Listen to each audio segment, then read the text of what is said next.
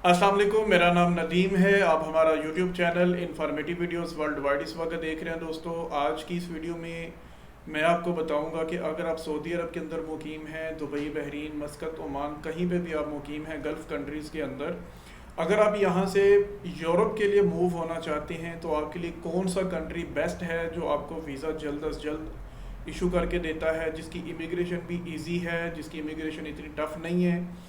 और इसके अलावा आज की इस वीडियो में मैं आपको बताऊंगा कि कौन सा यूरोप का ऐसा कंट्री जिसमें आपका खर्चा भी कम आएगा। तो दोस्तों, सबसे पहले मैं आपको बताता चलूं कि हमारी इस वीडियो को लाइक एंड शेयर कर दीजिए। बहुत सारे ऐसे दोस्त हैं जो हमारी वीडियो को देखते हैं लेकिन ना लाइक करते हैं ना शेयर करते हैं। तो दोस्तों, आपसे रिक्वेस्ट है कि हमारी इस वीडियो को लाइक एंड शेयर कर दीजिए और चैनल को सब्सक्राइब कर दीजिए। सबसे पहले मैं आपसे इस टॉपिक पे बात स्टार्ट करता हूँ कि यूरोप जाने के लिए सबसे पहले आपको डॉक्यूमेंट्स कौन कौन से चाहिए और कौन सा कंट्री आपके लिए बेस्ट रहेगा। दोस्तों, सबसे पहले आपका जो पासपोर्ट है वो 6 मंथ तक जो है वो वैलिड होना चाहिए। पासपोर्ट के बाद दोस्तों आपके इकामे की बारी आ जाती है। जो आपका इकामा है वो मिनिमम जो है 3 मंथ तक वैलिड होना चाहिए।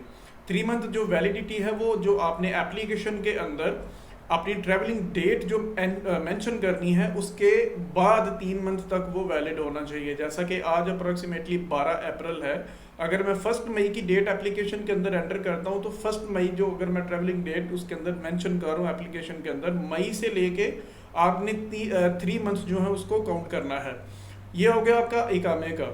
इकामे के बाद दोस्तों, अगर आप फॉरेनर हैं, अगर आप सऊदी अरब के रेजिडेंट्स नहीं है, ज़ाहिर सी बात है इकामा होल्डर हैं, तो उसके लिए आपको साथ में कंपनी की तरफ से सैलरी जो सर्टिफिकेट है वो भी चाहिए। सैलरी सर्टिफिकेट के बाद एक मेन जो पेपर है वो आ जाता है एनओसी लेटर का, नो ऑब्जेक्शन सर्टिफिकेट जिसको बोलते हैं। वो आपको कंपनी की तरफ से इशू करवाना होता है और उसका चैम्बर ऑफ कॉमर्स भी करवाना ज़रूरी होता है। गुरफा तजारिया भी जिसको बोलते हैं, चैम्बर ऑफ कॉमर्स के बगैर वो डॉक्यूमेंट्स जो हैं वो आपके एक्सेप्टेबल नहीं होते। दोस्तों, मैं यहाँ पे आपको ये भी बताता चलूँ, बहुत सारे दोस्तों को माइंड में ये सवाल होता है कि हमारी बैंक स्टेटमेंट अगर बहुत अच्छी होगी तो 100% हमें वीज़ा मिल जाएगा। ऐसी बात बिल्कुल भी नहीं है दोस्तों।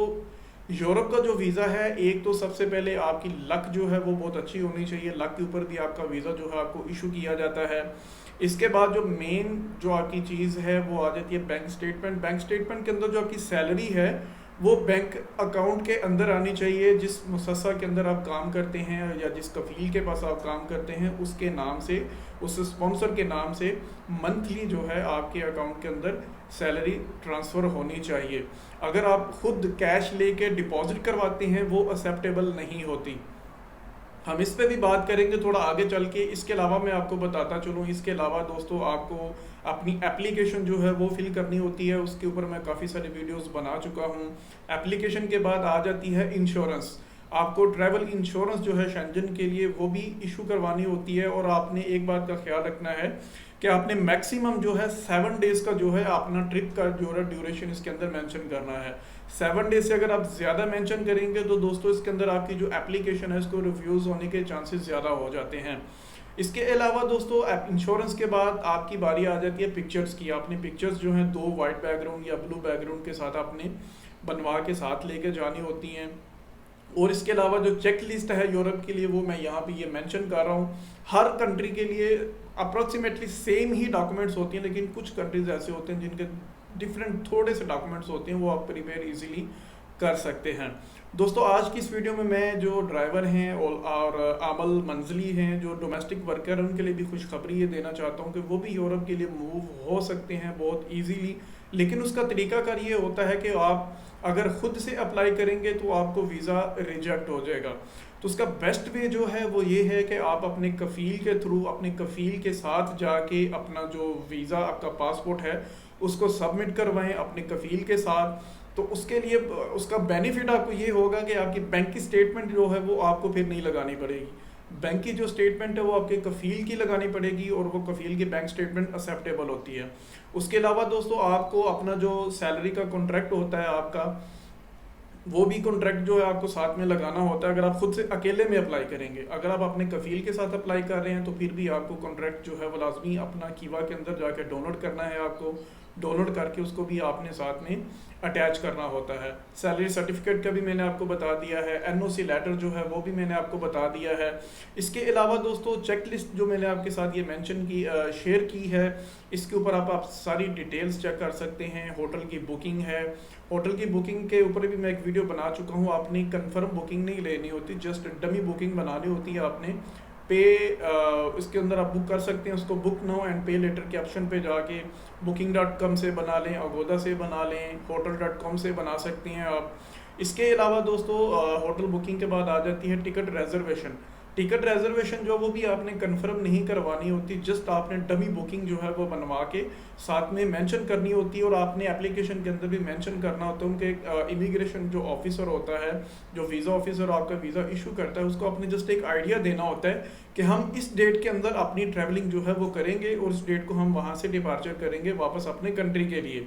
अगर दोस्तों आपने इससे पहले, जैसा कि आप थाईलैंड हो गया, मलेशिया हो गया, श्रीलंका, हांगकांग, इस तरह के अगर कंट्रीज आपने विजिट किए हुए हैं और उनका वीज़ा आपके पासपोर्ट के ऊपर लगा हुआ है, तो ये आपके लिए एक प्लस पॉइंट है। प्लस पॉइंट इस तरह है कि अगर ये वीज़ा आपके पासपोर्ट के ऊपर लगे हुए हैं और आपने अपने टाइम पे एंट्री की है और एग्जिट भी आपने 2-4 दिन के अंदर किया हुआ है, मतलब आपने वीज़ा अपना डिले नहीं किया, आपने वीज़ा वहाँ पे ओवर स्टे नहीं किया, तो इसके अंदर भी प्लस पॉइंट एक मिलता है। इमिग्रेशन ऑफिसर इस चीज़ को बहुत ज़्यादा नोटिस करते हैं और ये आपका एक प्लस पॉइंट होता है वीज़ा इशू होने का यूरोप के लिए। दोस्तों बहुत ही आसान तरीका है, आपने एजेंटों को लाखों रुपए बिल्कुल भी नहीं देने, जैसा कि पाकिस्तान के अंदर ये ट्रेंड है। 20-25 लाख रुपए एजेंट जो वो आपसे ले लेता है, उसका भी सेम यही प्रोसेस है, उसने भी सेम यही आपको करके देना है, जो कि मैं बहुत सारी वीडियोज़ इसके ऊपर बना चुका हूँ। दोस्तों आप खुद अपनी एप्लीकेशन को बनाएं, मेन चीज़ ही एप्लीकेशन होती है, बाकी तो डॉक्यूमेंट्स आप बहुत इजीली यहाँ से तैयार करवा सकते हैं।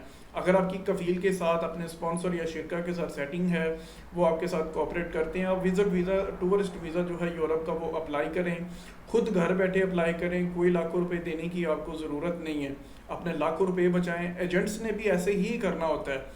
वीज़ा जो इशू होना होता है वो एम्बेसी ने देना होता है, वो एजेंटों ने नहीं देना होता। दोस्तों अगर आप एजेंट को लाखों रुपए देते हैं, वो सिर्फ इसी चीज़ का आपसे लेते हैं, आपको डॉक्यूमेंट्स रेडी करके देते हैं और आपने खुद जाके बायोमेट्रिक करवाने होते हैं। और पाकिस्तान के अंदर तो इंटरव्यू भी होता है यूरोप के लिए, लेकिन ये जितने भी गल्फ कंट्री हैं इनके अंदर आपका इंटरव्यू नहीं होता। विदाउट इंटरव्यू आपका जो है डॉक्यूमेंट सबमिट हो जाते हैं।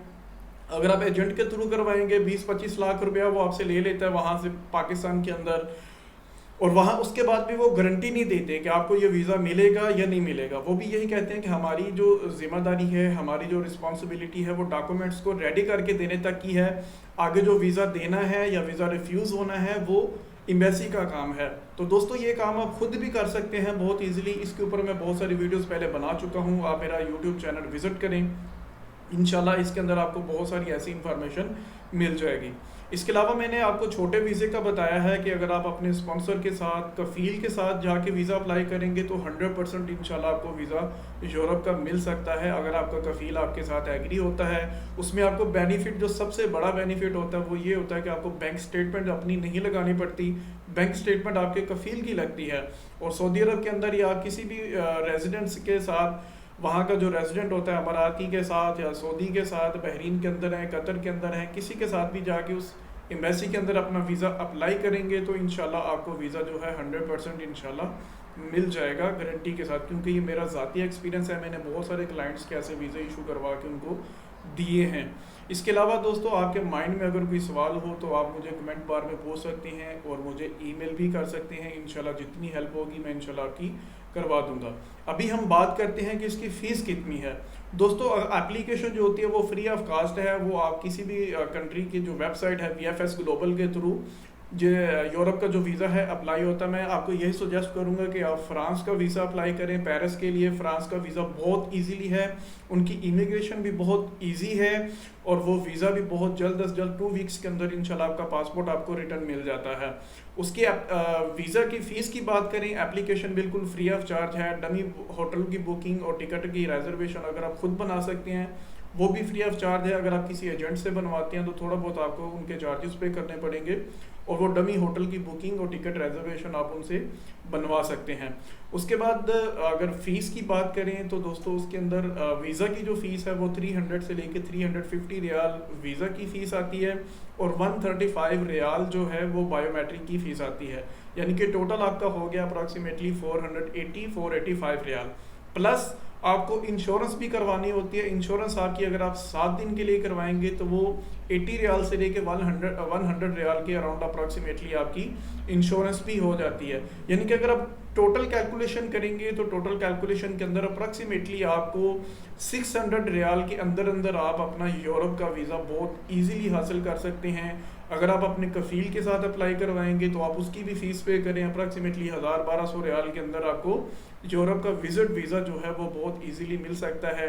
और अगर आप अपनी फैमिली के साथ अप्लाई करना चाहते हैं, अपनी फैमिली के साथ अप्लाई करें, यूरोप को एक्सप्लोर करें, उनके साथ वहाँ पे जाके एंजॉय करें। और इंशाल्लाह उम्मीद करता हूँ कि आपको ये मेरी वीडियो बहुत अच्छी लगी होगी।